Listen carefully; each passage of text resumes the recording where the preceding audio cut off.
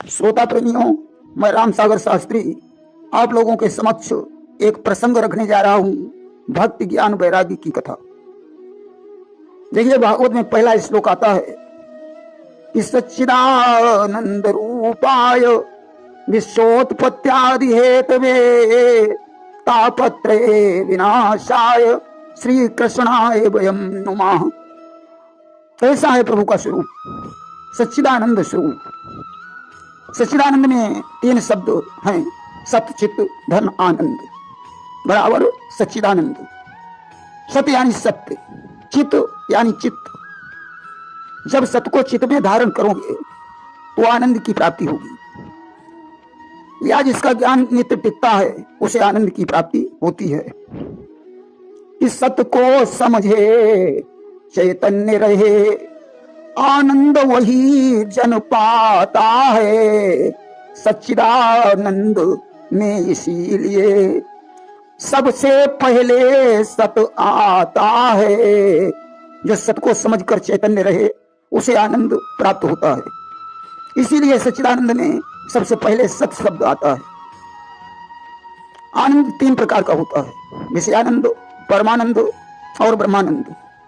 मोहग्रस्त प्राणियों का आनंद घटता है, उसे पहले ब्रह्मानंद, फिर परमानंद और फिर विषयानंद की प्राप्ति होती है।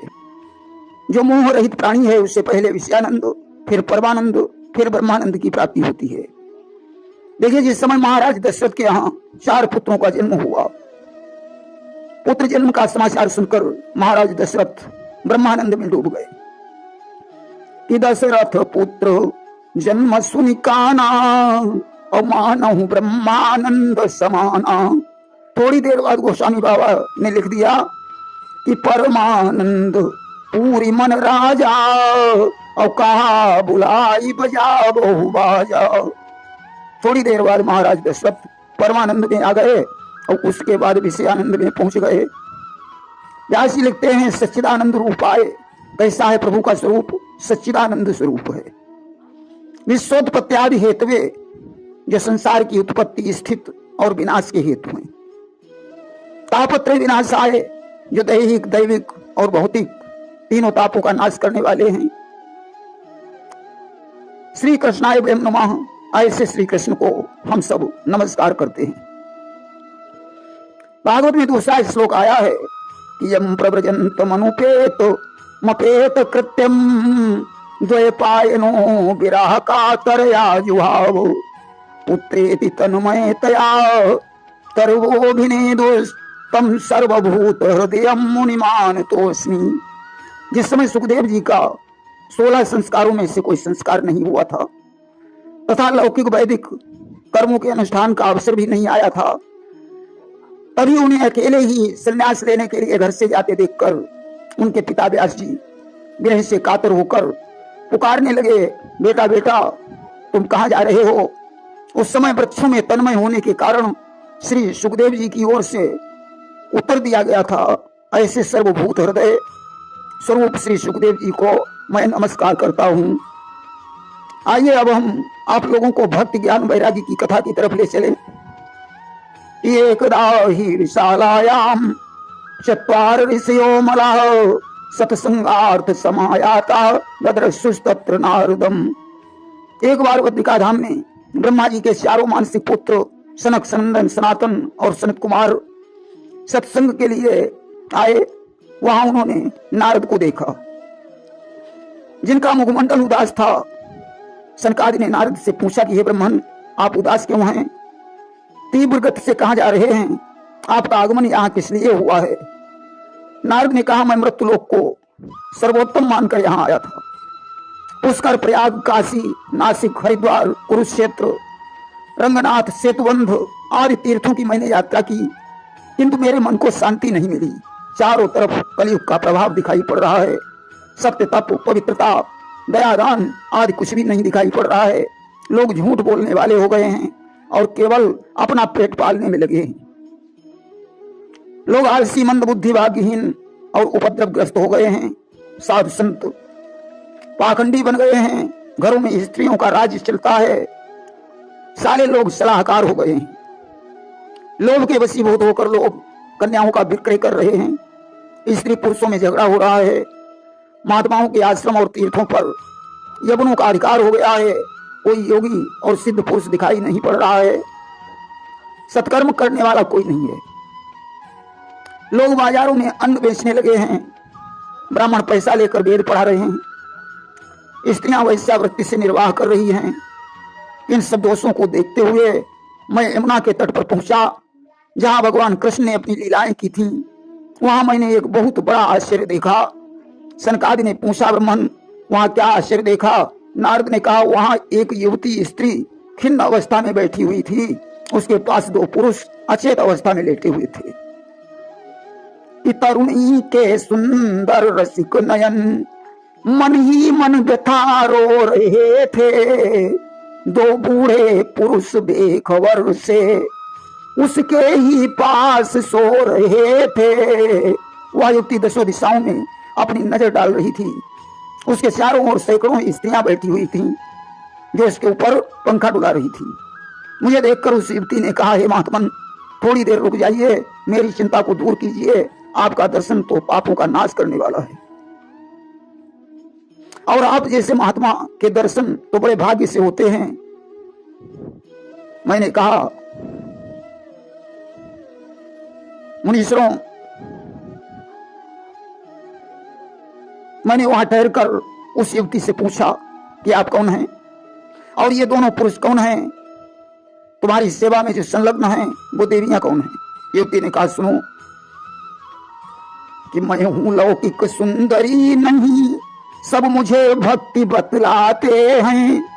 ये दोनों ज्ञान विराग रूप मेरे बेटे कहलाते हैं।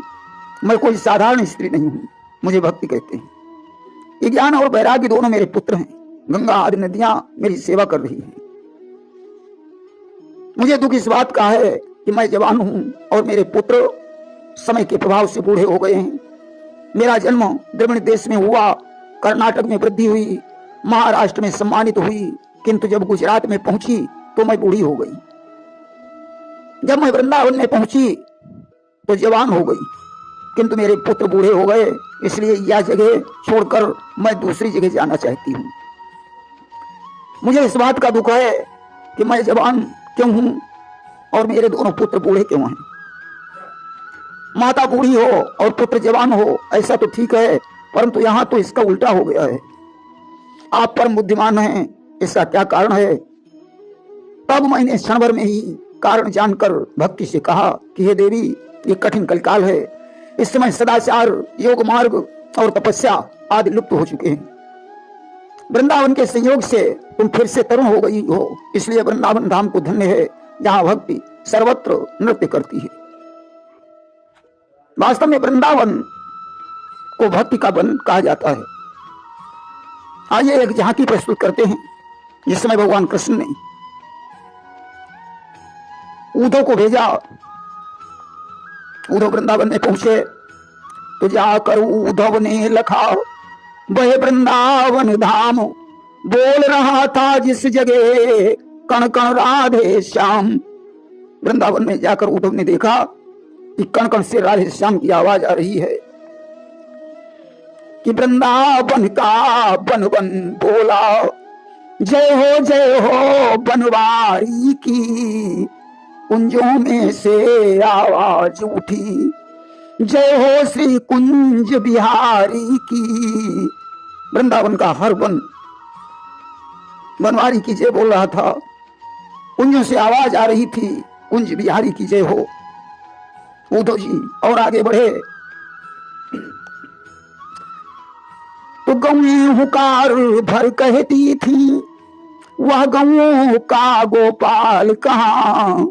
हर राग राग भर कहता था, अनुराग मूर्ति नदलाल कहाँ। गौएं हुकार भर के कहती थी कि वो गोपालक कृष्ण कहाँ है। सजनों, उद्धव और आगे बढ़े, क्या देखा कि देखा कितनी ही बालाएं बैरागिन बनी आ रही हैं। मदमाती बिरह तरंगों में मोहन के गीत गा रही हैं। उद्धव ने देखा तमाम बालाएं बैरागिन बनी जा रही हैं। विरह की तरंगों में कृष्ण के गीत गा रही है कि रंगत कुछ ऐसी रंगत है, सूखी है पर हरियाली है, सिंदूर महावर काला है, आंखों में पहुंची लाली है। जिन आंखों में काजल होना चाहिए वहां लाली लगी है। कोई गोपी घाट पर घड़ा रखे हुए बैठी है, कृष्ण की सुध आ गई कि कोई घट भरे घाट पर ही घंटों से खड़ी दिखाती हैं, और कोई डाले गागर जल में न डुबाती हैं न उठाती हैं। किसी ने तो घड़े को डाल दिया लेकिन बाहर नहीं निकाला। कृष्ण की याद आ गई, घड़े को बाहर खींचना भूल गई। कर में रस्सी सामने घड़ा, सुध भूली मगर फसाने की, भर लिया घड़ा सर पर रखा पर खबर नहीं घर जाने की। किसी ने तो रस्सी में घड़ा बांध लिया, किसी ने घड़ा भर लिया, लेकिन कृष्ण की याद आ गई, घड़े को सर पर नहीं रख पाई। तब तक उद्धव पहुंचे, उन्होंने कहा मैं कृष्ण का संदेश लाया हूं। सारी गोपिकाएं दौड़ पड़ी कि मुझे क्या लिखा है, मुझे क्या लिखा है। आज सज्जनों संदेश उद्धव ने सुनाया। अंत तो गत्वा जो शिक्षा दी उसका कोई असर नहीं पड़ा। उद्धव गोपियों को प्रणाम करके वापस लौटते हैं। सज्जनों, नारद जी आज कहते हैं कि उस वृंदावन को धन्य है जहां भक्ति सर्वत्र नृत्य करती है। परंतु तुम्हारे दोनों पुत्रों का यहां कोई ग्राहक नहीं है। ये मैंने उस युवती से कहा, इसलिए इनका बुढ़ापा नहीं छूट रहा है। यह सुनकर भक्ति ने मुझसे कहा, ये नारद आप धन्य हैं, आपकी मुझ में निश्चल प्रीति है, इसलिए मैं हमेशा तुम्हारे हृदय में निवास करूंगी। भक्ति के वचन सुनकर मुझे दया आई और मैंने ज्ञान वैराग्य को हाथ से हिला डुला कर जगाया। उनके कानों के पास मुंह ले जाकर वेद ध्वनि वेदांत घोष करके बार बार गीता का पाठ किया। उस समय आकाशवाणी हुई कि हे नारद, तुम्हारा ये उद्योग निश्चित सफल होगा। इस समय बड़े भाग्य से मेरा आप लोगों से समागम हो गया है। हे मुनियों, आप लोग मुझे बताएं कि ज्ञान वैराग्य को कैसे चैतन्य किया जा सकता है। कुमारों ने कहा, उन्हें श्रीमद् भागवत की कथा सुनाई जाए। जैसे सिंह की गर्जना से भेड़िए भाग जाते हैं, उसी प्रकार भागवत की धुन से कलयुग के दोष भाग जाते हैं। श्रीमद् भागवत की कथा वेद उपनिषदों के सार से बनी है। विभाग्योदयेन बहुपुण्य समर्जितेन सत्संगमं च लभते पुरुषा यदा वै। जब अनेक जन्मों के पुण्य पुंजों का उदय होता है तब मनुष्य को सत्संग प्राप्त होता है। अब इन सत्संग विवेक न होई, राम कृपा बिन सुलभ न सोई। बिना सत्संग के विवेक नहीं होता और बिना राम की कृपा से सत्संग प्राप्त नहीं होता है। कहा कि सठ सुधरहि सत्संगति पाई, पारस परिस कुधातु सुहाई। सत्संग के प्रभाव से सठ सुधर जाते हैं, जैसे पारस मणि के स्पर्श से लोहा सोना बन जाता है। देखिए, दुष्ट चार प्रकार के होते हैं, सठ, खल, मूर्ख और जड़। इनमें सठ का तो सुधार सत्संग से हो जाता है। और खल होकर भल पाई सुसंगु, मिटई न मलिन स्वभाव यभंगु। खल को कितना भी सत्संग कराया जाए परंतु उसका स्वभाव नहीं बदलता।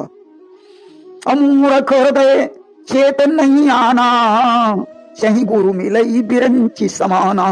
मूर्ख को भले ही ब्रह्मा जी स्वयं आकर के जानते हैं मगर उसे चेत नहीं होता। जड़ का मतलब है महामूर्ख। जब मूर्ख नहीं सुधरेगा तो महामूर्ख का तो सुधरना ही असंभव है। कुमारों ने नारद से कहा कि हरिद्वार के पास आनंद घाट है, वहां पर कथा का आयोजन करो। नारद बोले क्या वहां भक्ति ज्ञान वैराग्य को बुलाना पड़ेगा?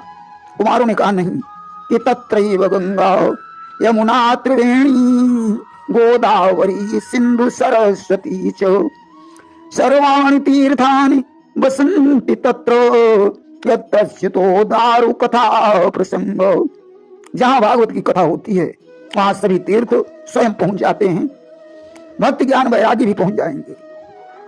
उनके कानों में कथा के शब्द पढ़ने से वे जवान हो जाएंगे। आनंद घाट पर कथा का आयोजन हुआ।